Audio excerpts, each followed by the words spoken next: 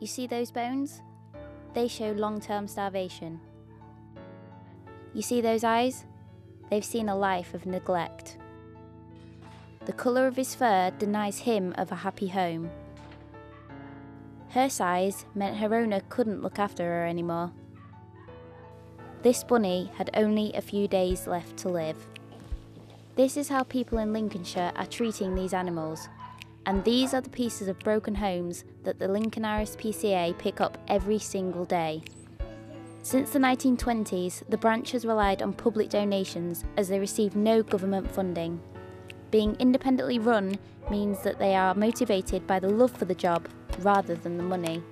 I think we are all really passionate about animal welfare to a very high standard. Everybody has the animals as their central focus.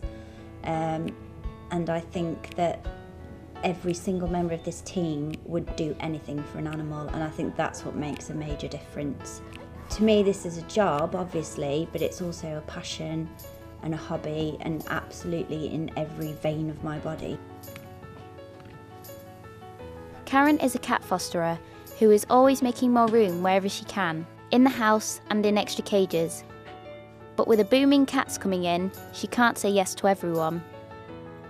I've got over 80 in with me at the moment, so it's just a case of where can I fit them in, can I move any about to make space for any new ones. So really it is now, if a phone call comes in and we can't take them in, your first thought is what they're going to do with it. You know, we've had people threaten to drown kittens if we don't take them in, you know, and you can't chance the fact that they're not going to do it. We've only got so many pens to put the cats in. People obviously think that as soon as problems get bad, our pens expand. They don't. We always stretch ourselves to the limits because that's the sort of branch we are. Every rescue animal needs a place to stay, even a rabbit, whether they're ill, lost, or waiting for a home. As a rabbit fosterer, her personal setup takes up her whole garden to make as much room as possible. It's hard to believe she balances her own life alongside the bunnies. I only volunteer, you know, I've got a job which I love, so I work, I have other commitments, I do Beaver Scouts, and obviously I do the rabbits, plus I've got my own family and my own animals. So yeah, been told I've put too much time in. A lot of work, but it is worth it. I'm always on call, and I've got animals at home to look after as well. So Hope is never lost. There is always a reason to fight for an animal's life, no matter how dark it gets. This one rabbit needed more hope than others. Here is Josie, a new bunny in Karen's care, who surprisingly gave birth to 5 healthy babies only days ago. But with new life comes great sadness at the fosterer's household. We've just lost a rabbit yesterday. We battled for over a week, giving him his medication, making sure his airways were clear, giving him steam baths, so it was all the steam in the bathroom. And the hardest part is when you've got to say goodbye to them. We knew he was poorly, but we thought he would fight it. The swellings had started going down, it was just round his mouth and his nose. He was okay that morning and he passed away that afternoon. And the bad news didn't stop there. Yeah, she's poorly. Is she? Yeah, she's poorly. After filming new mum Josie, she was rushed to the vet after showing signs of the deadly disease myxomatosis. She was later put down and none of her babies survived.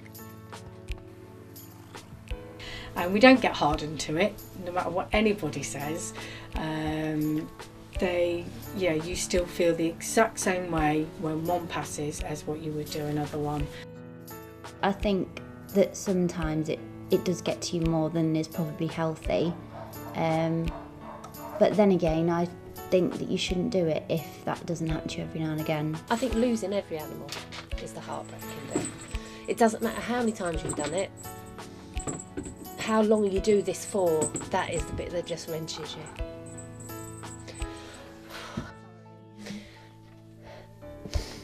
Have you lost one recently? Yesterday. It's awful. And it doesn't matter if it's a kitten or an old cat, you've lost them. This one had only been in about a month and he came in via an inspector, and he had a bad stomach, and it didn't matter what you did, he'd go better and go worse, and I just found him dead yesterday. It's heart-wrenching. People who say this is an easy job don't know the first thing about it.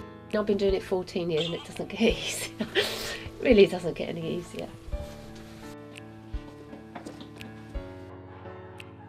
And then you get the cruelty cases that are just, they do haunt you, because somebody has purposefully done that to an animal, and that's the bit that you can't reconcile. And you know you can never explain to that animal, not everyone's like this, you know, and what happened to you is wrong and we're really sorry. And some of them you'll never be able to get the chance to show them what love is, because they don't make it through the cruelty. It's never a nice thing to see an animal in pain or suffering, but you have to keep that to one side and maintain professionalism, obviously. The RSPCA deal with a range of severe cases where a fairy tale home for some dogs seem a million miles away, but the kennels offer shelter from the rain, food for their strength, and giving them a reason to smile again. This is Roxy, a 2-year-old American bulldog, her eyes soft and her tail wagging, just like any dog her age.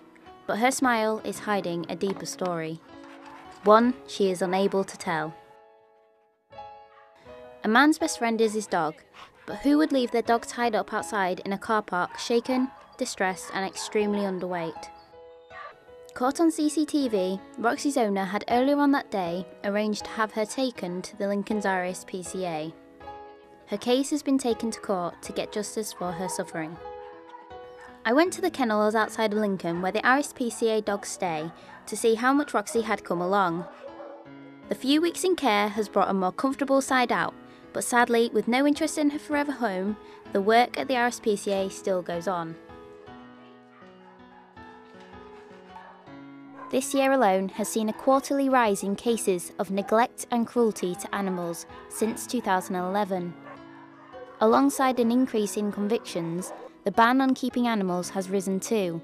However, the RSPCA in Lincoln believes justice isn't being served.